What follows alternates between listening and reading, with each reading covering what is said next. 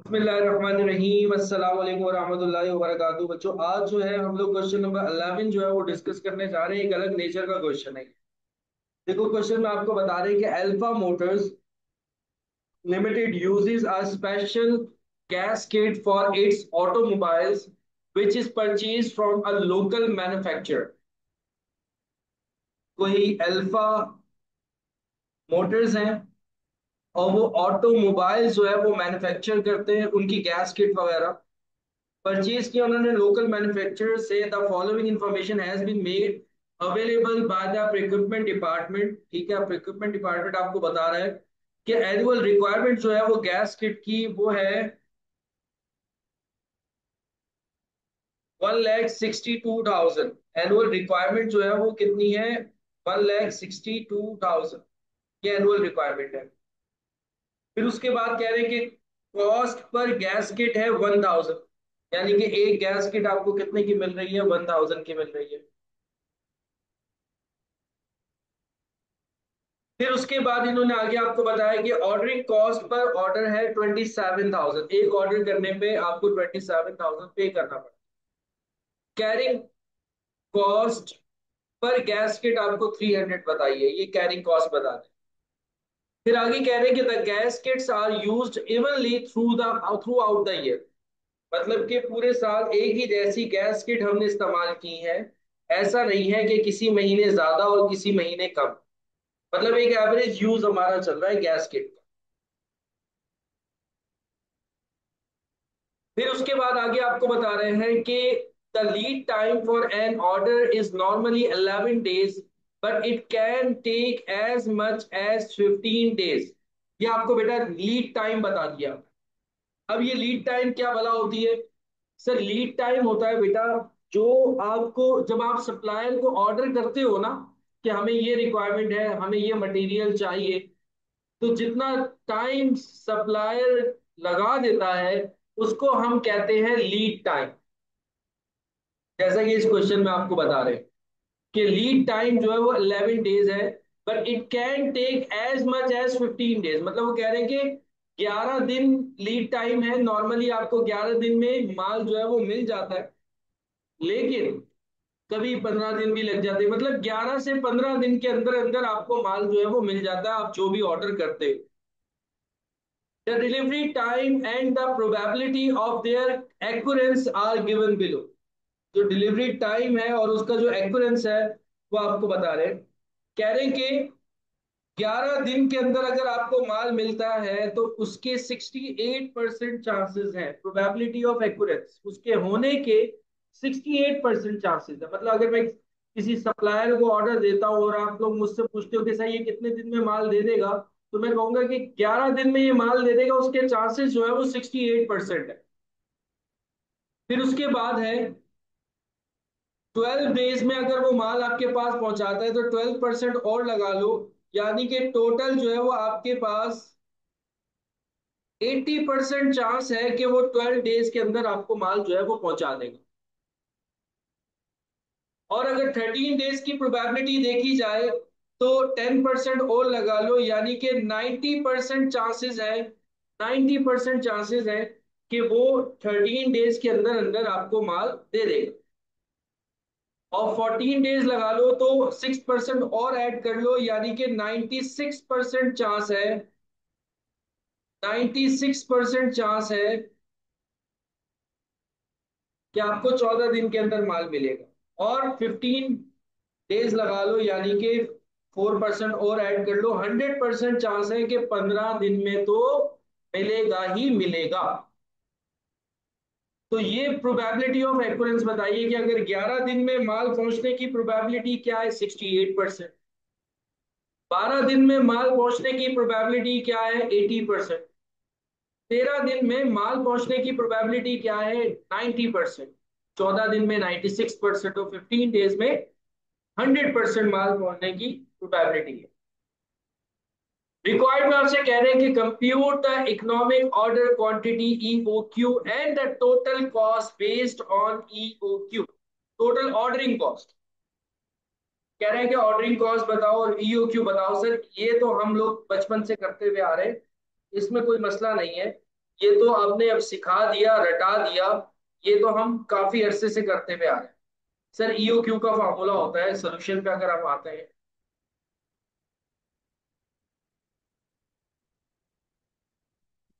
Sir E O Q का formula होता है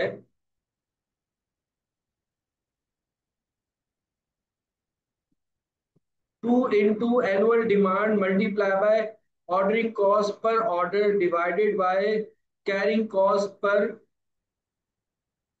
annual carrying cost per unit. ठीक है जी। तो सर 2 एनुअल डिमांड सर 1,62,000 है, multiply by carrying cost sir 27,000 है, divided by, sorry ordering cost 27 और कैरिंग कितना है 300। तो सर ईओ क्यू आ गया हमारे पास 5,400। ये तो सर हमें आता है। अच्छा सर अगर हम ऑर्डरिंग कॉस्ट की बात करें, अब अगर हम ऑर्डरिंग कॉस्ट की बात करें, सर जितने नंबर ऑफ ऑर्डर्स हैं उनको आप ऑर्डरिंग कॉस्ट पर ऑर्डर से मल्टीप्लाई कर दें। नंबर ऑफ ऑर्डर्स कितने हैं भाई? सर टोटल 1,62,000 आपको चाहिए। ईओ क्यू आपके पास आया है 5,400। सर ये आपके पास नंबर ऑफ ऑर्डर्स आ जाएंगे 30 ऑर्डर्स। और सर ऑर्डरिंग कॉस्ट क्या होगी?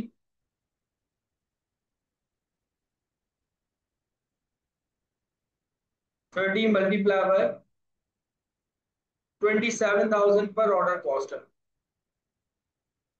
तो ये टोटल हो जाएगा 8,10,000।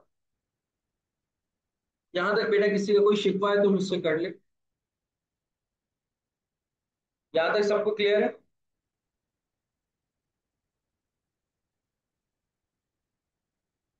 ठीक है ठीक है। ये तो पुरानी बातें थी, पुरानी गलियां, पुरानी बातें थी ये। अब आगे आओ, नेक्स्ट रिक्वायर्ड क्या है?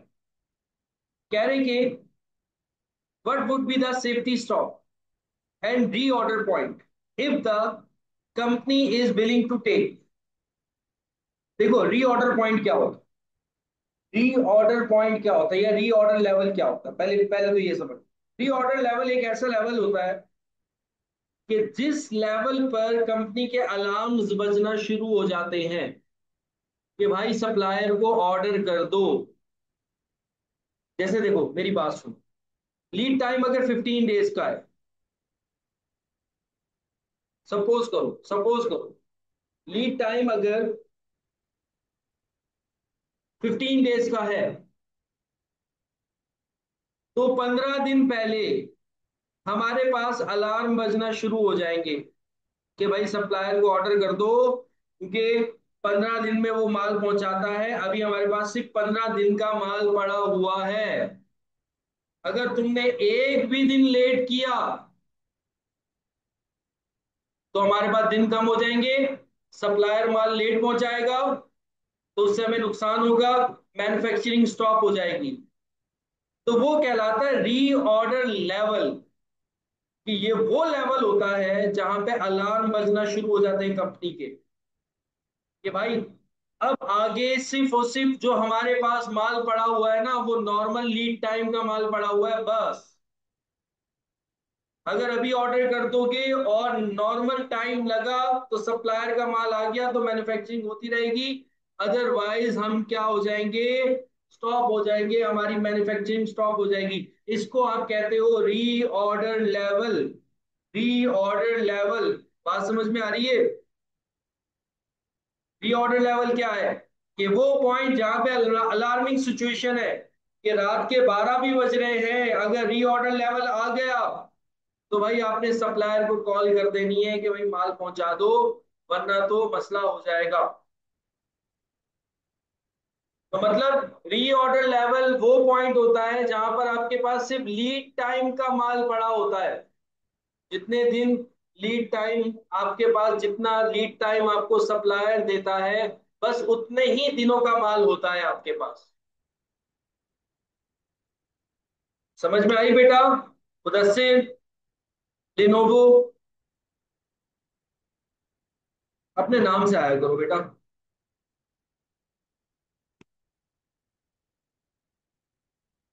सबको बात क्लियर है? तो अब पहले तो हम देख लो रीऑर्डर लेवल कैसे निकलता है। मैंने कहा रीऑर्डर लेवल क्या होता है कि वही वो जो लीड टाइम है हमारा नॉर्मल, उतने दिन का जो माल है उसको हम लीड टाइम, रीऑर्डर लेवल कहते हैं। लीड, सॉरी, रीऑर्डर लेवल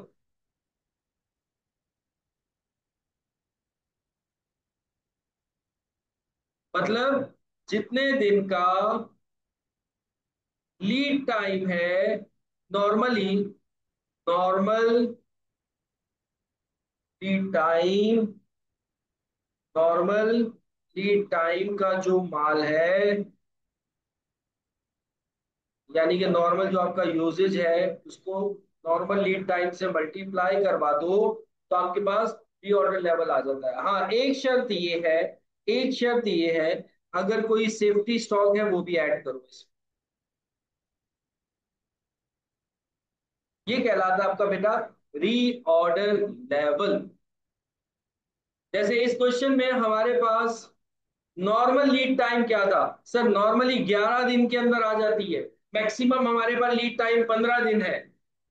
तो नॉर्मल लीड टाइम लिया जाता है, तो नॉर्मल लीड टाइम हमारे पास क्या है सर? 11। नॉर्मल यूजेज क्या है पर डे? क्या है? ये तो 11 दिन है, पर डे यूजेज क्या है आपका सर? हमारा पर डे जो यूजेज है, हमारा पूरे साल का जो यूजेज है वो 1,62,000 की डिमांड है।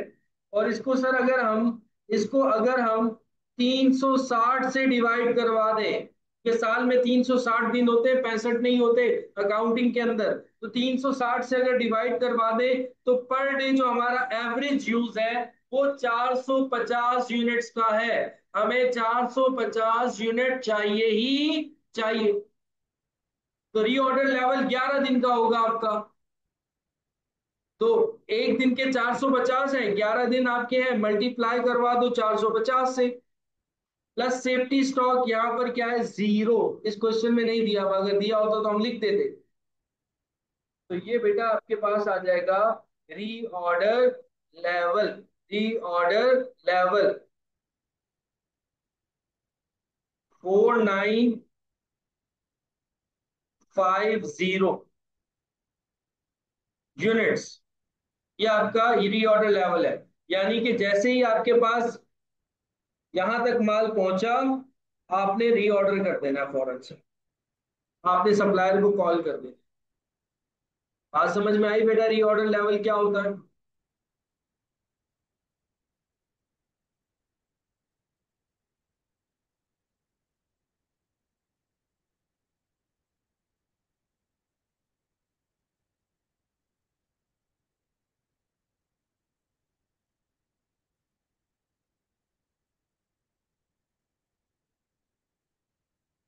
नहीं नहीं नहीं, 4950 यूनिट सब आपके पास पड़े होंगे, आपने ऑर्डर कर देना है, खत्म नहीं होंगे, पड़े होंगे, क्योंकि ये 4950 इतने यूनिट्स हैं जो अगले 11 दिन तक चल जाएंगे। तो लीड टाइम हमारे पास 11 दिन का।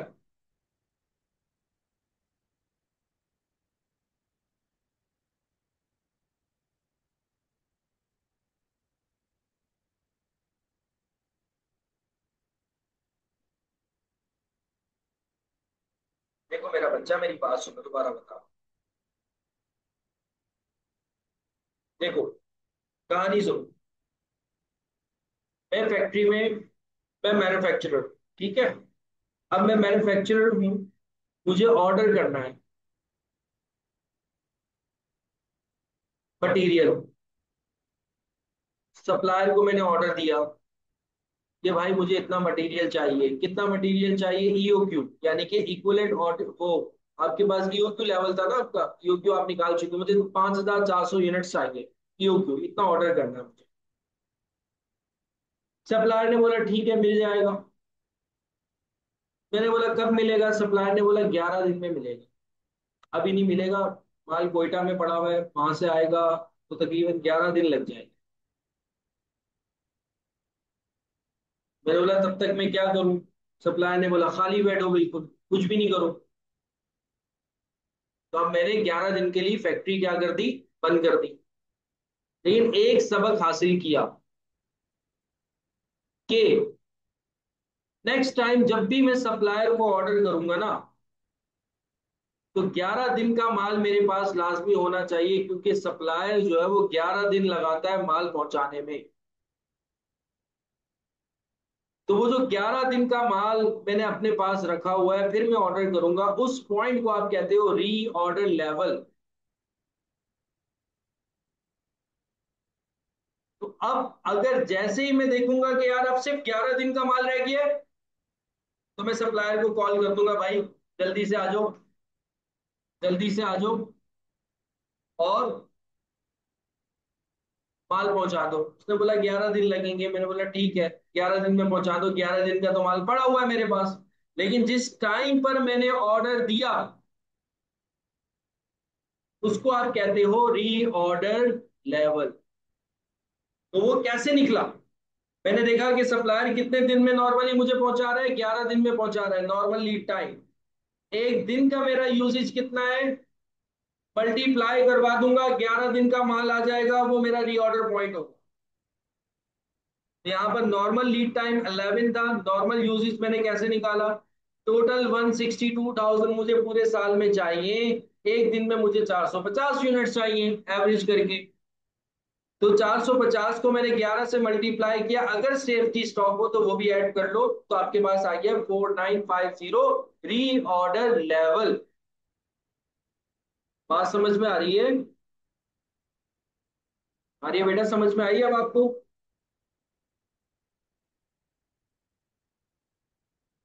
एक और छोटी सी एग्जांपल, घर की एग्जांपल। हमारे छोटे भाई है ना, वो बड़े माशाल्लाह से बड़े काबिल इंसान। हमारे छोटे भाई माशाल्लाह से बड़े काबिल इंसान है। अब वो ग्रोसरी वगैरह ना वही लेकर आते हैं, मैं तो लेके नहीं आता, साफ सी जो बात है। ग्रोसरी वगैरह मेरी तो जान जाती है, साफ सी जो बात है कि ग्रोसरी लेने जाऊं बड़ा मुश्किल होता है। बड़ी मुश्किलों से कभी जाऊं तो जाऊं, वरना अमूमन ऐसा होता है कि छोटा भाई जो है ना वो लेकर आता है ग्रोसरी कर। अब अम्मी ने, भाई को बोलना होता है ना ग्रोसरी का, तो उन्होंने एक री ऑर्डर लेवल लगाया हुआ है कि इसको मैं छोटे को बोलती हूँ ना, आज बोलती हूँ ना, तो वो एक हफ्ते बाद लेकर आता है माल मेरे पास, ग्रोसरी घर की आती है। तो जब एक हफ्ते का सामान रह जाता है ना सिर्फ, तो अम्मी भाई को बोलती है बेटा ग्रोसरी लेकर आनी है। वो कहता है आज नहीं कल ला दूंगा, कल नहीं परसों ला दूंगा, करते करते पूरा हफ्ता निकाल देता है, और पूरे हफ्ते बाद जा करके वो घर की ग्रोसरी ला कर देता है। तो अम्मी को पता है कि इसको बोलना पड़ेगा एक हफ्ता पहले, और एक हफ्ते का ग्रोसरी का आइटम किचन में होना चाहिए, क्योंकि इसने पूरे एक हफ्ते टोपियां करवानी है घर में। तो वो हमारी अम्मी का एक रीऑर्डर पॉइंट होता है कि ग्रोसरी का कब बोलना है। समझ में आ रही है बात।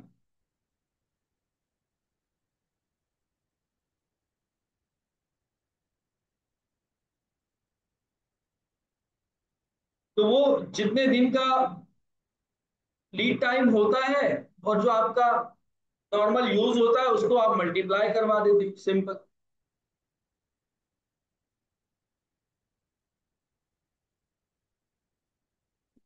अब आगे वो कह रहा है, what would be the safety stock and reorder point if the company is willing to take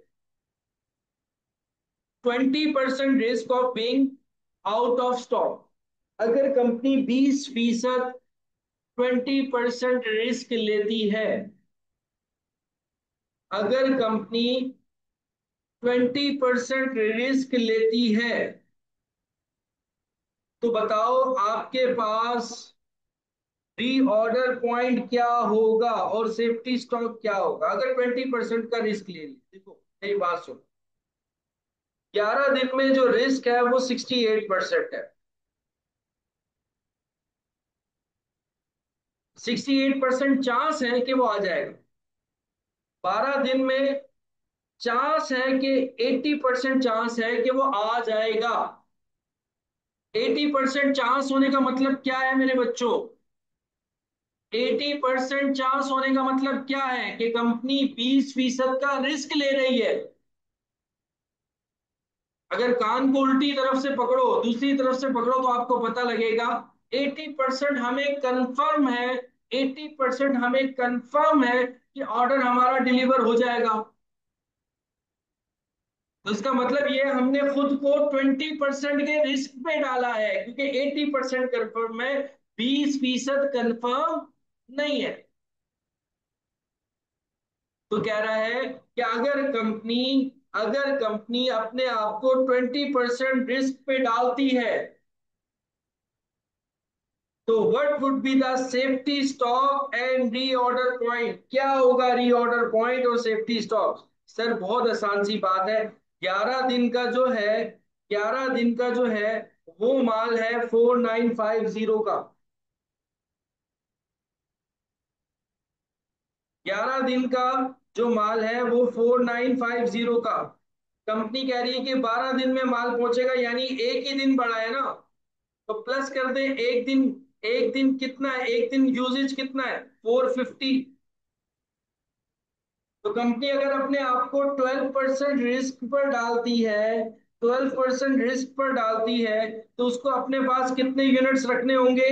5400। If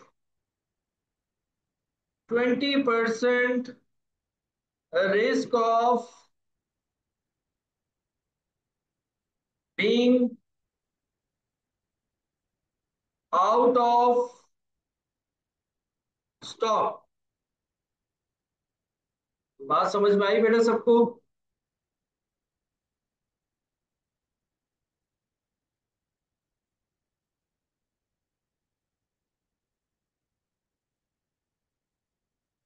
clear हुआ बेटा?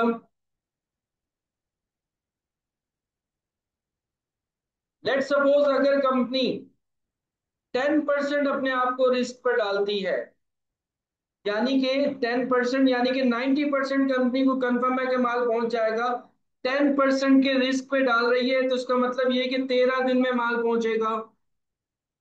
तो सर 11 दिन का जो माल है वो तो है 4950 रीऑर्डर लेवल, प्लस 2 दिन का और रिस्क जो है वो 2 दिन और ऐड कर दो आप, तो 2 × 450 कर दो, तो ये आपके पास सर आ जाएगा 5850।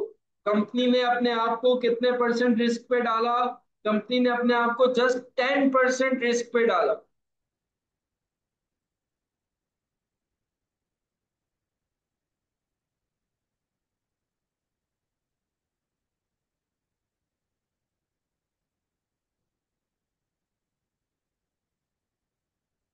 देखो मेरे बच्चा, मेरी पास 12% नहीं हुआ, तोबा तोबा करो पहले मुदस्सिर।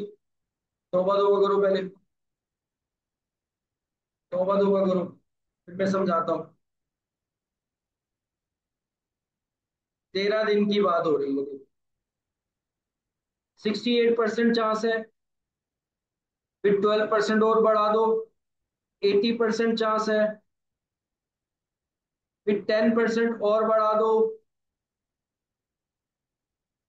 90% चांस है। कंपनी अपने आप को 10% के रिस्क में डाल रही है, यानी कि 90% चांस है। ये वाला पॉइंट आ रहा है, यानी कि 13 डेज।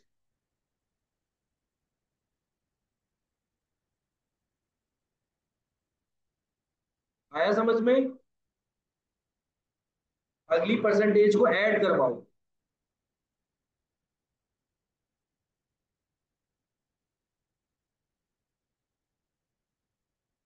ऊपर वो अपने आप को 20% के रिस्क पे डाल रही थी, तो मैंने 80% लिया।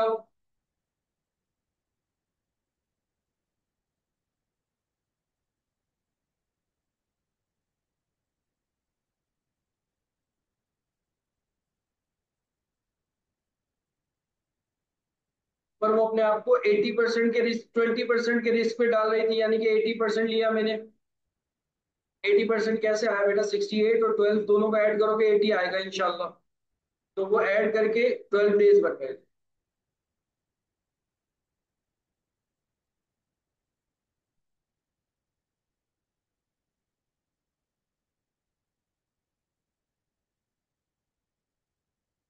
नहीं, 68 to 80 नहीं।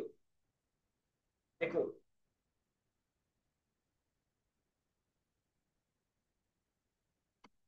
11 दिन में माल पहुंच जाएगा, उसकी परसेंटेज क्या है? 68%। यानी कि यहाँ पर कंपनी अपने आप को रिस्क पर डाल रही है कितना?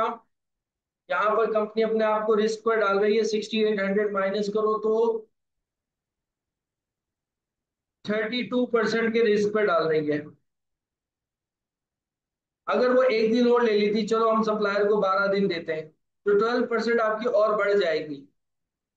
यानी कि आपकी जो टोटल परसेंटेज हो जाएगी, 68 और 12 कितने हुए?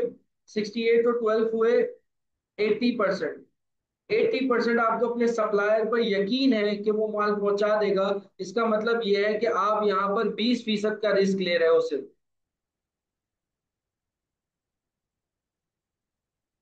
चलो हम सप्लायर को छूट देते हैं एक दिन की और। जब एक दिन की और देंगे तो 10% की परसेंटेज और बढ़ जाएगी हमारी। यानी कि अब हमें जो यकीन है अपने सप्लायर पे कि वो 90% हमें माल पहुंचा देगा। यानी कि 10% पर हमने अभी भी रिस्क लिया हुआ है।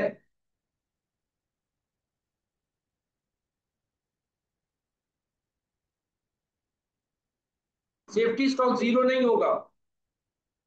सेफ्टी स्टॉक जीरो नहीं होगा। सेफ्टी स्टॉक है बेटा, 11 दिन के बाद जितने भी दिन आ रहे हैं वो सेफ्टी स्टॉक में ही आ रहे हैं ना आपके।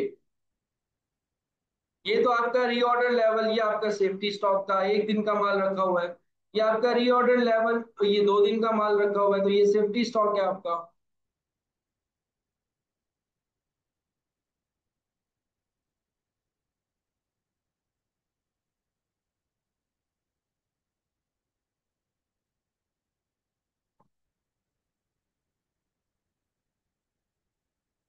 आ गया समझ में बेटा सबको?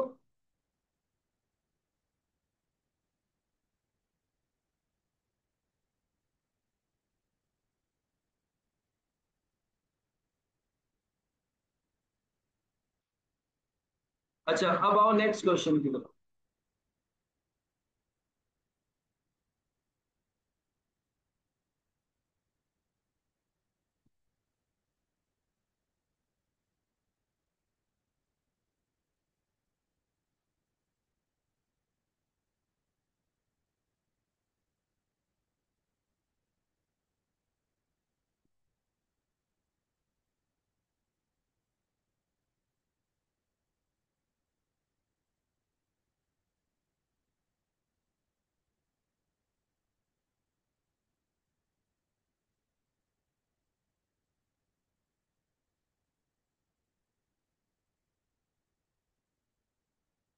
क्वेश्चन नंबर 12 है बेटा वो।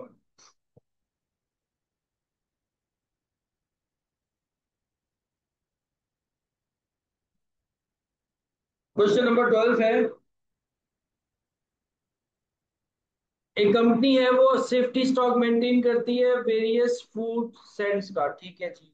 However, due to the lean inventory policy, sometimes customers must be turned away। वो कह रहे हैं कि भाई हमारी पॉलिसी इस तरह की है कि सेफ्टी स्टॉक नहीं होता तो कस्टमर हमारे पास से भाग जाता है, चला जाता है। In order to analyse the situation, अब हम सिचुएशन को एनालाइज कर रहे हैं। Company has estimated stock out cost establishing various level of safety stock as under। देखो बेटा मेरी बच्चों, मेरी बात सुनो। अगर कंपनी सेफ्टी स्टॉक रखती है ना, मैंने अपने चैप्टर के शुरू में बताया था, आप लोगों को शुरू में बताया था, अपने चैप्टर के शुरू में बताया था, अगर आप लोगों को याद हो, मैंने कहा था कि कंपनी इन्वेंट्री मैनेजमेंट है क्या? इन्वेंट्री मैनेजमेंट बेसिकली है कि आप अपनी जो आपकी इन्वेंट्री की कॉस्ट है, यानी कि कैरिंग कॉस्ट और ऑर्डरिंग कॉस्ट, और जो आपकी एक स्टॉक आउट जो कॉस्ट है, यानी कि कस्टमर के नाराज होने की जो कॉस्ट है, नाराज होकर चले जाने की जो कॉस्ट है, ये दोनों कॉस्ट, इनको आपने मैनेज करना होता है किसी तरीके से। कि कभी कभार ऐसा होता है कि हम अपने पास सेफ्टी स्टॉक नहीं रखते, जिसकी वजह से हमें स्टॉक आउट कॉस्ट को बेयर करना पड़ता है। कस्टमर नाराज होके जाता है, सेफ्टी स्टॉक नहीं पड़ा हो तो कस्टमर नाराज हो जाता है, या हमारी प्रोडक्शन रुक जाती है। अगर हम सेफ्टी स्टॉक मेंटेन करते हैं तो स्टॉक आउट से तो बचते हैं, लेकिन सर हमें इन्वेंट्री की कॉस्ट जो है वो अच्छी खासी बढ़ जाती है। होल्डिंग कॉस्ट हो गई और कैरिंग कॉस्ट हो गई, ऑर्डरिंग कॉस्ट हो गई, ये बढ़ जाती है, क्योंकि सेफ्टी स्टॉक हवा में तो नहीं रहता ना। उसको सर हमें वेयर हाउस में रखना पड़ता है, उसको हमें ऑर्डर देना पड़ता है। तो सर एक वो कॉस्ट है हमारे पास, सेफ्टी स्टॉक को हम रखेंगे, कैरी करेंगे, होल्डिंग कॉस्ट आएगी हमारे पास। तो इन कॉस्ट को आपको क्या करना है, मैनेज करना है, कि ऐसा ना हो कि आप कस्टमर को नाराज ना करने के चक्कर में, कस्टमर को नाराज ना करने के चक्कर में, यानी कि स्टॉक आउट से बचने के लिए आपकी कैरिंग कॉस्ट अच्छी खासी हो गई, अच्छा खासा वेयर हाउस का रेंट आप पे कर रहे हो, और भी अदर एक्सपेंसेस है, इंश्योरेंस कॉस्ट अच्छी खासी पेयर कर रहे हो, ताकि आपका कस्टमर नाराज ना हो। लेकिन वहां पे कैरिंग कॉस्ट भी तो बढ़ रही है आपकी, वो भी तो एक कॉस्ट है। अगर अकाउंटिंग पॉइंट ऑफ व्यू से देखो तो अकाउंटिंग ये कहती है कि कस्टमर अगर नाराज भी हो रहा है, अगर आप मैनेजमेंट पॉइंट ऑफ व्यू से देखो, मार्केटिंग पॉइंट ऑफ व्यू से नहीं, मैनेजमेंट पॉइंट ऑफ व्यू से देखो, मैनेजमेंट आपकी कहेगी कि अगर थोड़े बहुत कस्टमर जाते हैं तो जाने दो भाई, कोई मसला नहीं है, आपकी कैरिंग कॉस्ट से तो बचोगे आप। तो सेफ्टी स्टॉक उतना रखो कि जितनी ऑर्डरिंग कॉस्ट भी लेवल पे आ जाए और आपकी और होल्डिंग कॉस्ट भी क्या हो, वो भी लेवल पे हो। बात समझ में आ रही है जो समझाना मैं चाह रहा हूँ आपको? ये आपकी क्या है, इन्वेंट्री मैनेजमेंट है। ये मैनेज करके चलो चीजों को, कि जहां पर आपको कम से कम कॉस्ट जो है वो फेस करना पड़े। ऐसा ना हो कि आप होल्डिंग के चक्कर में अपना स्टॉक आउट गवा रहे हो, या स्टॉक आउट के चक्कर में होल्डिंग अच्छी खासी आ रही। तो दोनों को आपने एवरेज करके मैनेज करके चलना है, जहां पे सबसे मिनिमम पे हुआ। क्लियर हुई बात? समझ में आ रही है? ये क्या है, इन्वेंट्री मैनेजमेंट है। जैसे देखो एक छोटी सी बात मैं आपको दूं, मिनिमम मिनिमम इक्वल नहीं, मिनिमम इक्वल की बात नहीं कर रहा, मिनिमम। देखो मेरी बात सुनो, एक छोटी सी एग्जांपल मैं आपको अपनी देता हूँ। छोटे से लेवल पे हम काम कर रहे हैं, ठीक है, और टीचिंग में कर रहा हूँ, साथ में एक दो लोग हैं, वो भी पढ़ा रहे हैं, लेकिन वो आईसीएमए को तो नहीं पढ़ा रहे, आईसीएमए को सिर्फ और सिर्फ मैं पढ़ा रहा हूँ। वो कुछ और सब्जेक्ट्स किसी और क्लासेस को पढ़ा रहे हैं, ठीक है। छोटा सा सेटअप लेके चल रहे हैं। अब कुछ कस्टमर्स हमारे नाराज भी होते होंगे, कुछ स्टूडेंट्स हमारे नाराज भी होते होंगे, ऑब्वियस सी बात है, क्योंकि बजट इतना नहीं होता ना। आप लोगों को पता है आप लोगों की फीस कितनी है, एक मिनिमम सी फीस हमने रखी हुई। तो उस बजट के अंदर रह करके हमें चलना होता है। तो कुछ कस्टमर नाराज होते हैं, नाराज होने का मतलब ये है कि मेरी फीस चली गई। लेकिन अगर मैं कहूँ कि नहीं यार, मुझे हर कस्टमर को, हर स्टूडेंट को लेकर चलना है, कोई भी स्टूडेंट मेरे पास से नाराज होकर ना जाए, तो उसके लिए मुझे क्या करना होगा, मेरी होल्डिंग कॉस्ट बढ़ जाएगी। मुझे अपने साथ तीन चार टीचर और अपॉइंट करना पड़ जाएंगे, जिनको मुझे सैलरी देना पड़ेगी, और उनकी सैलरी अच्छी खासी होगी, क्योंकि आपके जो है वो आईसीएमए के लेवल के कोर्सेज हैं, एडीसी बीकॉम के, आईकॉम के, या ओ लेवल के कोर्सेज तो नहीं है ना। तो जो पढ़ा रहा होगा प्रोफेशनली उनको ही लाना पड़ेगा, जो स्टूडेंट्स को आंसर करें। तो अब यहाँ पर क्या है कि यहाँ पर मैनेज करके चलना पड़ता है कि यार अगर कोई स्टूडेंट खुदा ना खास्ता नाराज भी हो रहा है तो यार जाने दो, मजबूर है, क्या कर सकते हैं, मजबूरी है। अगर उसको रखने के लिए, उसको मनाने के लिए, अगर हम साथ में और भी टीचर्स रख लेंगे तो एक अच्छी खासी कॉस्ट जो है ना वो हमारी बढ़ जाएगी। तो मैनेज करके चलना पड़ता है। इन फ्यूचर अगर काम बढ़ा, अल्लाह ताला ने सपोर्ट किया, अल्लाह ताला ने चाहा तो काम बढ़ा, तो इंशाल्लाह ताला टीचर्स भी रखेंगे, और ज्यादा टीचर्स रखेंगे, ताकि स्टूडेंट मैक्सिमम तौर पर सेटिस्फाई हो। अगर हम चीजों को बड़े लेवल पे लेके जाएंगे, लेकिन अभी के लिए हमें क्या करना है, मैनेज करना है। ठीक है जी। तो ये चीज है यहां पर भी आपके पास इन्वेंट्री के अंदर भी। अब ये जो क्वेश्चन नंबर 12 है, ये बिल्कुल उसी से रिलेट कर कह रहे हैं कि आप जो है, आपके पास सेफ्टी स्टॉक के कुछ लेवल्स बताएं। प्रेजेंट अभी आप चल रहे हो 1500 के लेवल पर, आप सिर्फ अपने पास 1500 का सेफ्टी स्टॉक रखते हो। सेफ्टी स्टॉक अगर आप अपने पास रख रहे हो प्रेजेंट लेवल पे, तो आपको कैरिंग कॉस्ट कितनी आ रही हो?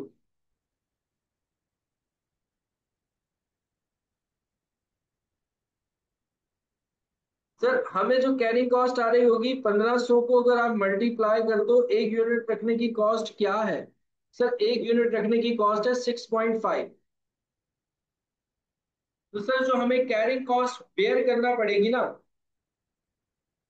वो बेयर करना पड़ेगी 9750। और सर जो हमारी स्टॉक आउट कॉस्ट है इस टाइम पर, अगर हम 1500 सेफ्टी स्टॉक रखते हैं तो हमारी स्टॉक आउट कॉस्ट है 78,000।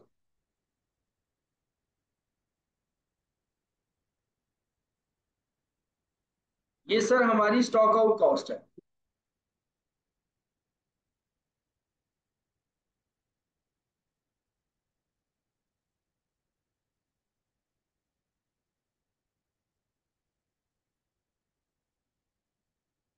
तो सर जो टोटल हमें कॉस्ट बेयर करना पड़ेगी,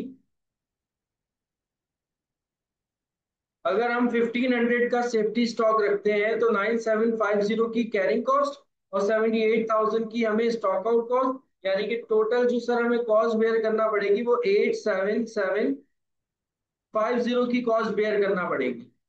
प्रेजेंट लेवल पे हम इतनी कॉस्ट बेयर कर रहे हैं। अच्छा, अब हमने लेवल बता दिए स्टूडेंट्स को कि भाई लेवल ए पे अगर आप 2250 का सेफ्टी स्टॉक मेंटेन करते हो लेवल ए पे,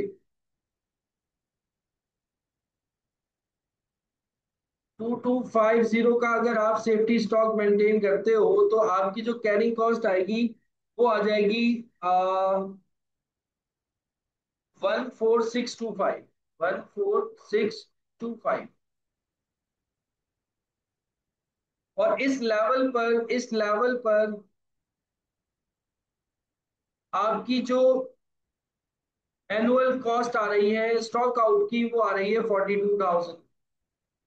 तो टोटल कॉस्ट जो बेटा आपको बेयर करना पड़ रही है वो करना पड़ रही है 5625।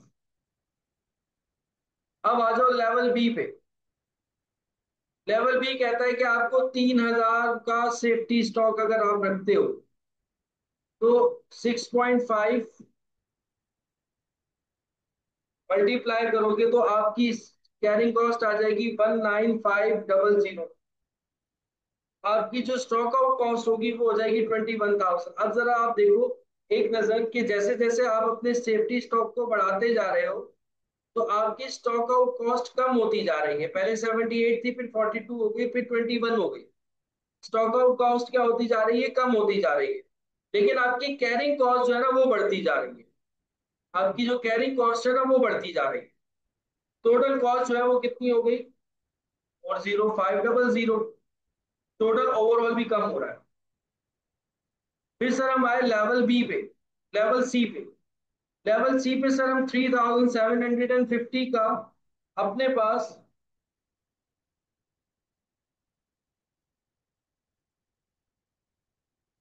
सेफ्टी स्टॉक रखते हैं तो कैरिंग कॉस्ट आ जाएगी सर हमारे पास टोटल 24,375।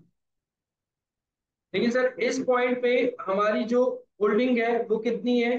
स्टॉक आउट कॉस्ट कितनी है? 9,000। तो टोटल हो जाएगा सर 33,375। अगर सर हम लेवल डी पे चलते हैं तो 4,500 के हमें यूनिट्स रखने होंगे। मल्टीप्लाई करें 6.5 से तो सर हमारी जो कैरिंग कॉस्ट होगी वो होगी 29250। लेकिन स्टॉक आउट कॉस्ट और कम हो जाएगी, वो हो जाएगी सिर्फ और सिर्फ 3000। तो टोटल कितना हो जाएगा? तकरीबन 32250। फिर सर अगर हम लेवल ई पे चले जाते हैं और अपने सेफ्टी स्टॉक को बढ़ाते हैं, 5250 मल्टीप्लाई बाय 6.5, तो सर हमारी जो कैरिंग कॉस्ट होगी वो हो जाएगी फाइव, नहीं 34125। लेकिन सर हमारी जो स्टॉक आउट कॉस्ट है वो बिल्कुल जीरो हो जाएगी, तो टोटल कितना हो जाएगा? टोटल इम्पैक्ट 34125 आएगा। लेकिन अगर आप देखो, आपकी कॉस्ट मिनिमम हो रही थी, कम हो रही थी। पहले 87 से 56 पे गई, 56 से 40 पे गई, 40 पे से 33 पे गई, 33 से 32 पे गई, फिर 32 से अगेन अब बढ़ना शुरू हो गई है, अब 34 पे चली गई। मतलब कि यहां तक यहां तक आपकी कॉस्ट जो है वो कम हो रही है, इस पॉइंट तक। उसके बाद अगर आप सेफ्टी स्टॉक और बढ़ाते हो और ज्यादा सेफ्टी स्टॉक करते हो, तो कैरिंग कॉस्ट बिल्कुल काबू हो जाएगी आपके ऊपर। और जो है आपकी सिर्फ और सिर्फ होल्डिंग, जो स्टॉक आउट कॉस्ट होगी वो जीरो होगी, लेकिन टोटल कॉस्ट, टोटल इम्पैक्ट जो है वो ज्यादा हो जाएगा। तो ये जो पॉइंट है लेवल डी, ये हमारा ऐसा पॉइंट है कि हमें सेफ्टी स्टॉक इतना मेंटेन करना है। इतना मेंटेन करना है सर, 4500 यूनिट्स का हमें सेफ्टी स्टॉक मेंटेन करना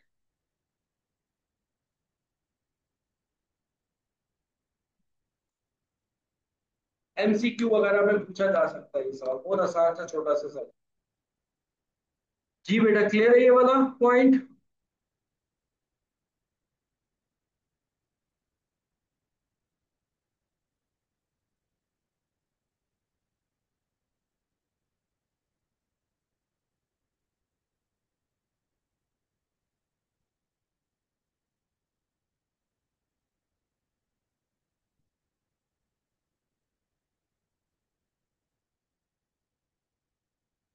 क्लियर हो गई बात बेटा? नेक्स्ट चले, नेक्स्ट क्वेश्चन पे।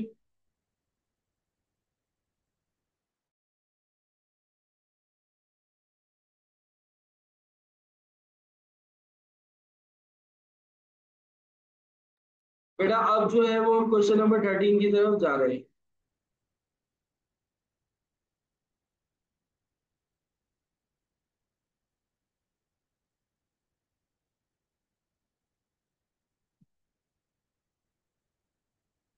एक और अच्छा सवाल है 13।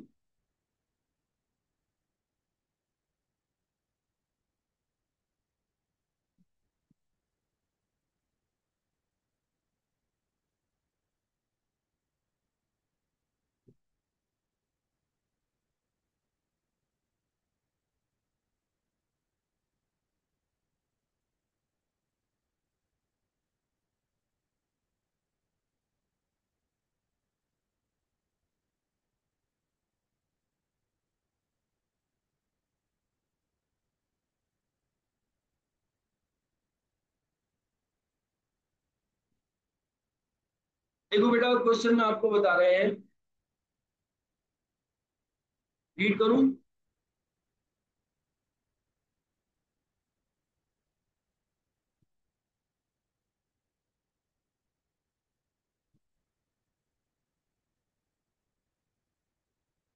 कंपनी है would like to determine the safety stock to maintain for a product. यहाँ पर भी वो चाह रही है कि अपना कितना सेफ्टी स्टॉक उसे रखना चाहिए, so that the lowest combination of stock out cost and carrying cost would be result. वही कह रहा है कि लोएस्ट कॉम्बिनेशन बने हमारा स्टॉक आउट का और कैरिंग कॉस्ट का। जैसे अभी लोएस्ट हमारे पास क्या आया था? डी आर, ये लोएस्ट कॉम्बिनेशन था, सबसे कम कॉस्ट आई थी हमारी। तो यहाँ पर भी वो कह रहे हैं कि बताओ कि लोएस्ट कॉम्बिनेशन कैसे बनेगा।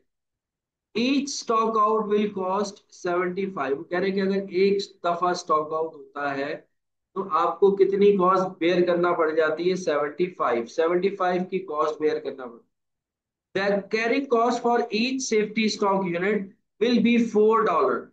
कैरिंग कॉस्ट जो है वो क्या है? $4। एक unit. The product will be ordered 20 times a year. पूरे साल में 20 दफा इन्होंने ऑर्डर किया है। मतलब ऑर्डर कितनी दफा दिए इन्होंने? 20 दफा। The following probabilities of running out of stock out during an order period are assisted with various safety stock level. Safety stock level पे आपको बता रहे हैं।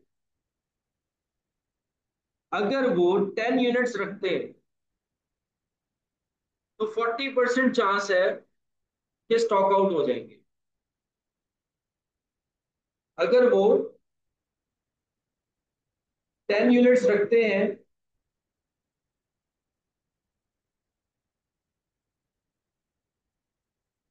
तो 40% चांस है कि वो क्या होगा? स्टॉक आउट होगा। और फिर उसके बाद आगे आपको बता रहे हैं, अगर वो 20 यूनिट सेफ्टी स्टॉक पे चलते हैं तो 20% उनका स्टॉक आउट होगा। अगर 40 यूनिट्स रखते हैं तो 10% का, और 80 यूनिट्स रखते हैं तो 5%।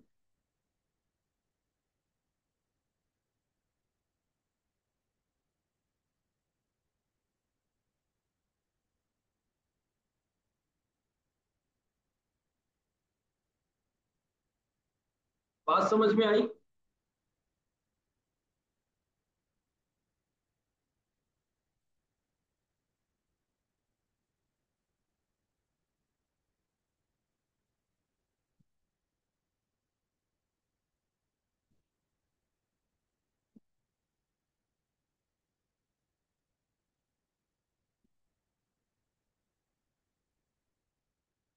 बात क्लियर हुई? देखो, कैरिंग कॉस्ट तो इसमें बहुत आसान है। यूनिट्स भी दिए हुए, और 4 रुपीज हमें, $4 हमें पर यूनिट दिया हुआ है। अगर मैं इसको कैरिंग कॉस्ट देखता हूँ तो कैरिंग कॉस्ट तो बहुत आसान है, वो तो इजीली निकल जाए।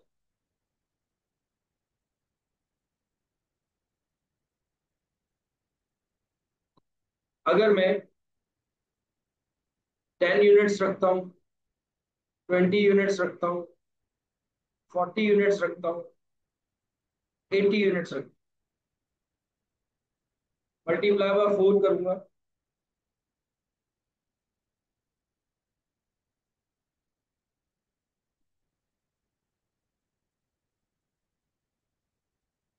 तो 40, 80, 160 और 320, ये मेरी कैरिंग कॉस्ट आई। अब आ जाओ स्टॉक आउट कॉस्ट की तरफ।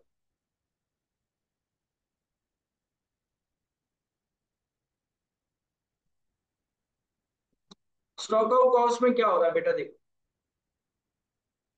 अगर आप 10 यूनिट्स रखते हो, 10 यूनिट्स रखते हो, पूरे साल में कितने ऑर्डर करोगे? 20। सर हम 20 ऑर्डर करेंगे पूरे साल में, 20 टाइम्स। 20 टाइम्स हम पूरे साल में ऑर्डर करेंगे। और अगर हम सिर्फ 10 यूनिट्स रखते हैं अपने पास स्टॉक में, तो होगा ये कि 40% हम स्टॉक आउट में चले जाएंगे, यानी कि 8 दफा। 8 दफा 40%, यानी कि 8 दफा, 8 दफा ऐसा होगा कि हम स्टॉक आउट में जाएंगे।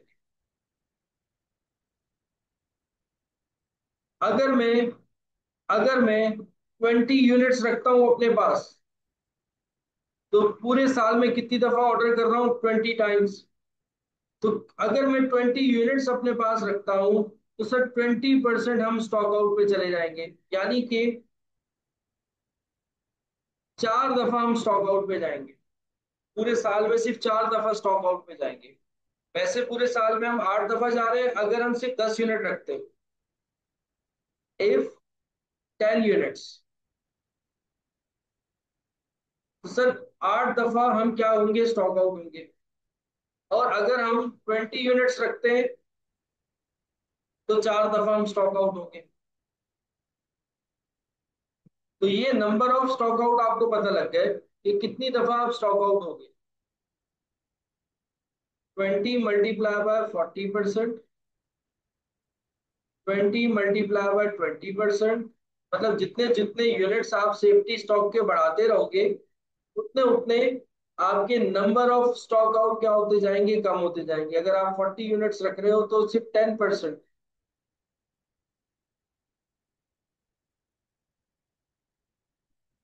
5%।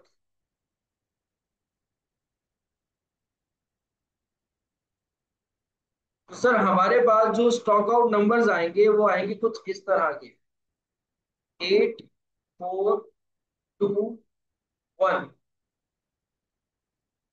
इतनी दफा हम क्या होंगे, स्टॉक आउट होंगे, और एक दफा स्टॉक आउट होने पे हमें जो कॉस्ट आएगी वो 75 आएगी। Each stock out will cost 75।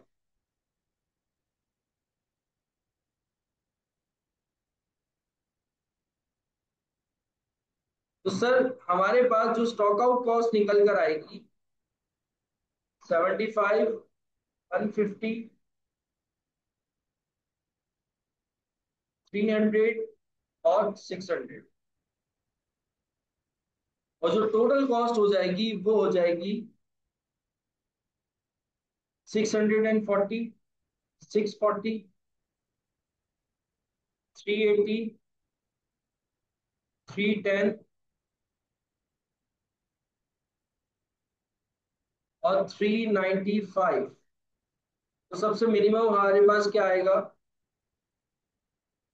ये आएगा। मतलब हमें अपने पास सेफ्टी स्टॉक में कितने यूनिट्स रखने हैं, 40 यूनिट्स। बात क्लियर है?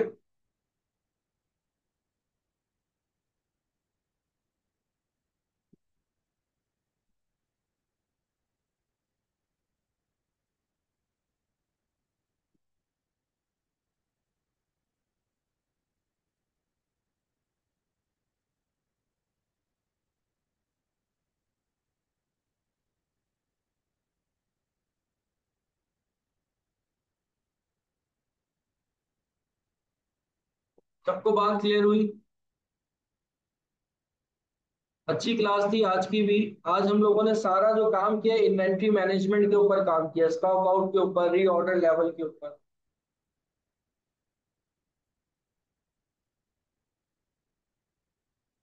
अब बस हम इसके कुछ एमसीक्यूज करेंगे नेक्स्ट क्लास में, तो इंशाल्लाह ताला ये चैप्टर हमारा कंप्लीट हो जाएगा। बहुत डिटेल में पढ़ा हमने ये चैप्टर, मेरा नहीं ख्याल कि आप लोगों ने इतना डिटेल में इन्वेंट्री मैनेजमेंट को पढ़ा होगा। पढ़ा है कभी? बेटा कोर्स जो है वो कंप्लीट हो जाएगा नवंबर तक, ठीक है। लेकिन अगर आपको अक्टूबर में अटेम्प्ट देनी है ना, तो आप रिकॉर्डेड लेक्चर्स देखो। तो देखो आप पूरे पूरे पूरे साल में 20 ऑर्डर्स कर रहे हो, 40% आप स्टॉक आउट हो रहे हो। तो 20 ऑर्डर्स, नंबर ऑफ ऑर्डर्स के साथ मैंने मल्टीप्लाई किया, तो आपको ये पता लगा है कितनी दफा आप स्टॉक आउट हो।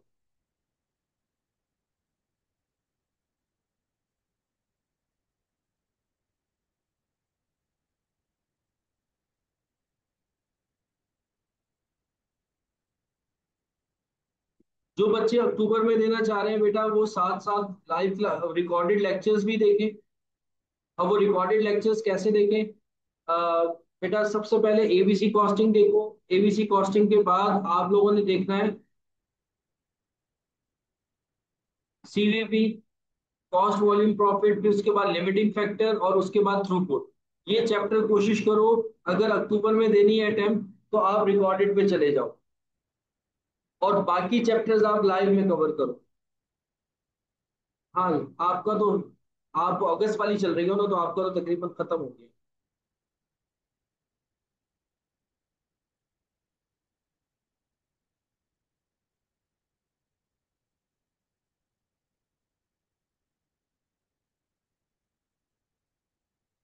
लेकिन ये सिर्फ उनके अक्टूबर वाले दे रहे हैं। हाँ, जो बेटा दिसंबर में देना चाह रहे हैं तो वो लाइव क्लासेस लें, नवंबर तक इंशाल्लाह ताला सिलेबस कंप्लीट हो जाए।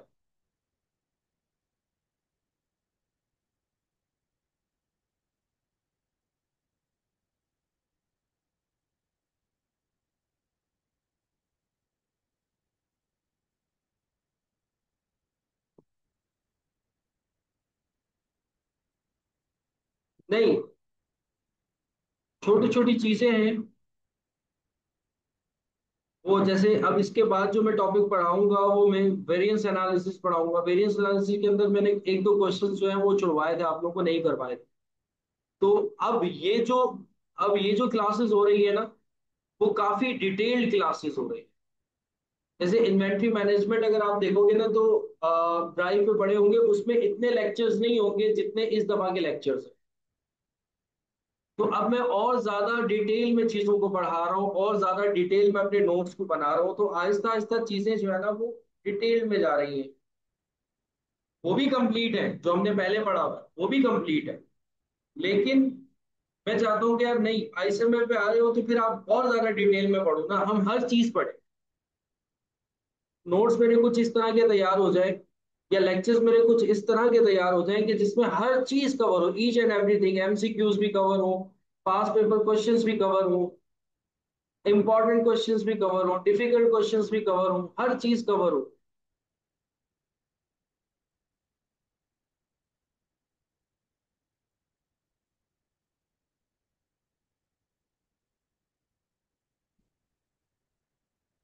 नेक्स्ट ईयर में कुछ जो आएगा अटेम्प्ट देने के लिए, उसको और ज्यादा चीजें डिटेल में मिलेंगी, और ज्यादा मटेरियल मिलेगा।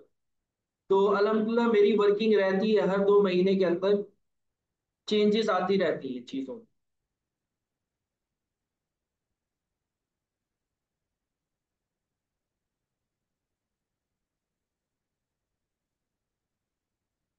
हाँ, रिकॉर्डेड शुरू के ले लो, एबीसी कॉस्टिंग ले लो, सीवीपी ले लो, शुरू के कुछ चैप्टर्स रिकॉर्डेड ले लो।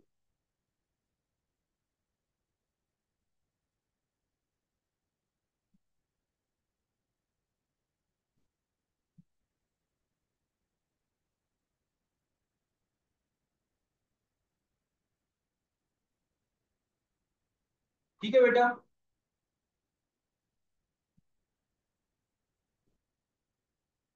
बस फिर आज के लिए इतना काफी है। अब इंशाल्लाह ताला संडे को आप लोगों से मुलाकात होगी। अपना ख्याल रखिएगा, मुझे दुआओं में याद रखिएगा।